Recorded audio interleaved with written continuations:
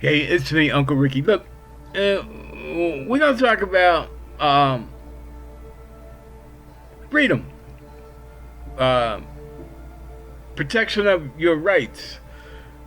Now, I guess maybe black people on the whole, and Native Americans, and perhaps Asians to some extent, historically, understand what it's like to be denied your civil rights because all three groups have contributed to the success and the importance of this country.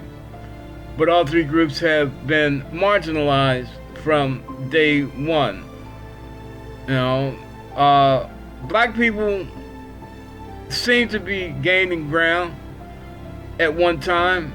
Native Americans have always been on the shitty end of the stick.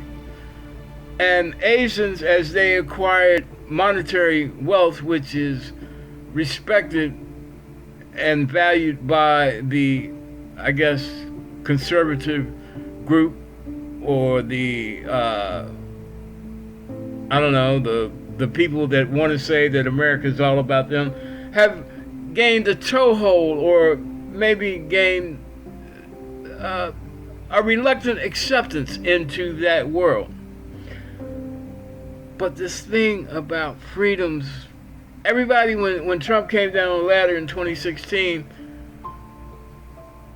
was crying about, yeah, he's going to protect our freedoms. And if you notice, it was basically one group of individuals or one type of individuals that was saying this, while other members of American society that didn't happen to be the same skin tone as Trump was saying, yo, this dude is out here to clown everybody and take your freedoms away. But this whole MAGA movement that I guess Trump formalized, because it was always there, racism and bigotry and misdirected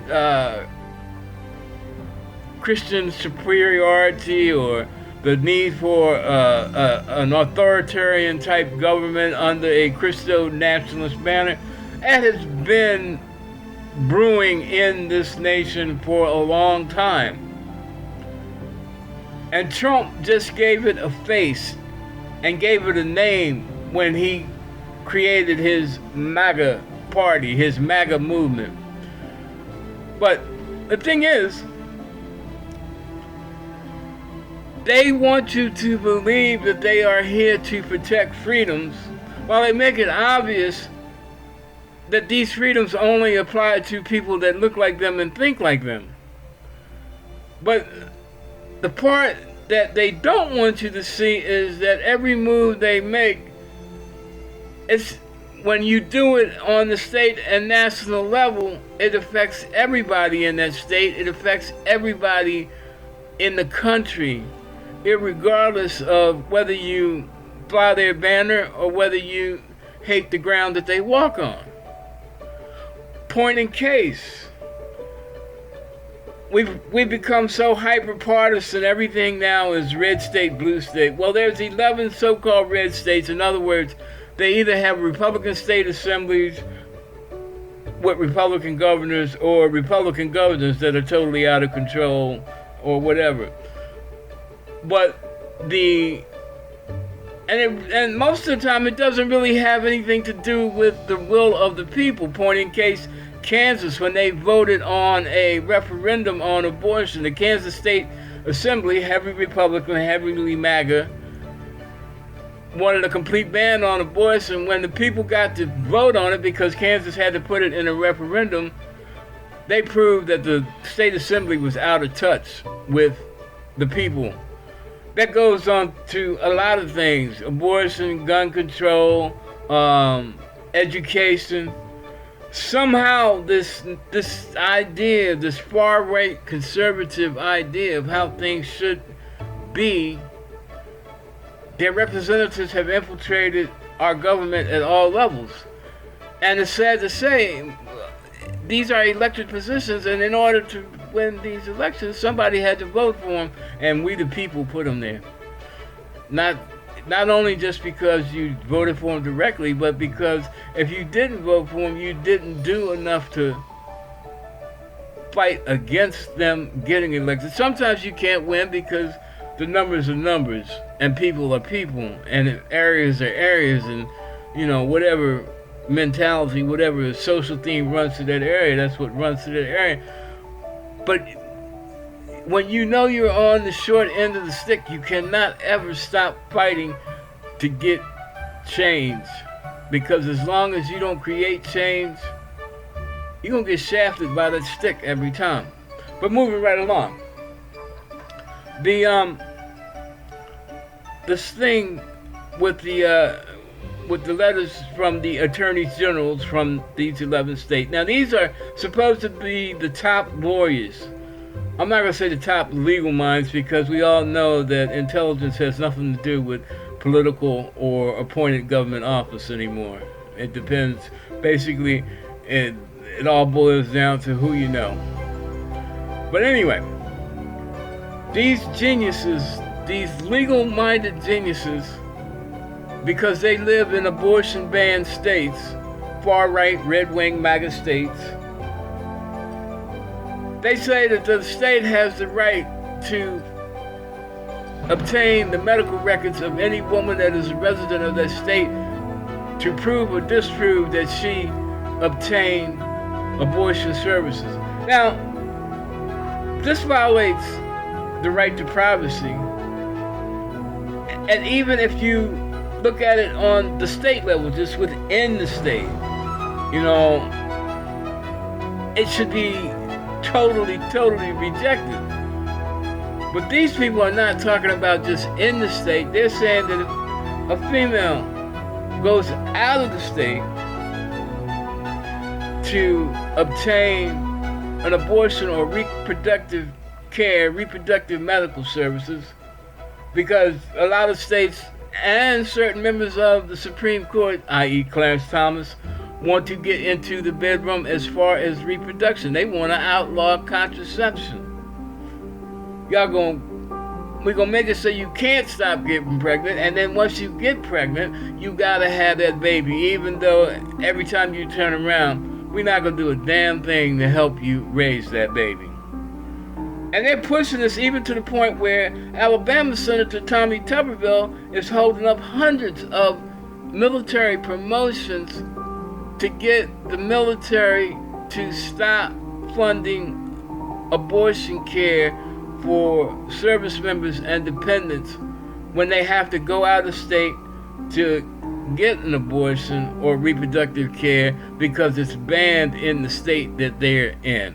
The military doesn't do abortions, but they realize the need, and it also they understand that economically it's better for them, because they tell you when you go into any branch of the military and you get married and you start having a family, and raising that family becomes an issue, the cost of raising that family becomes an issue, they basically, in a lot of cases, even though it has changed a little bit, they turn a deaf ear.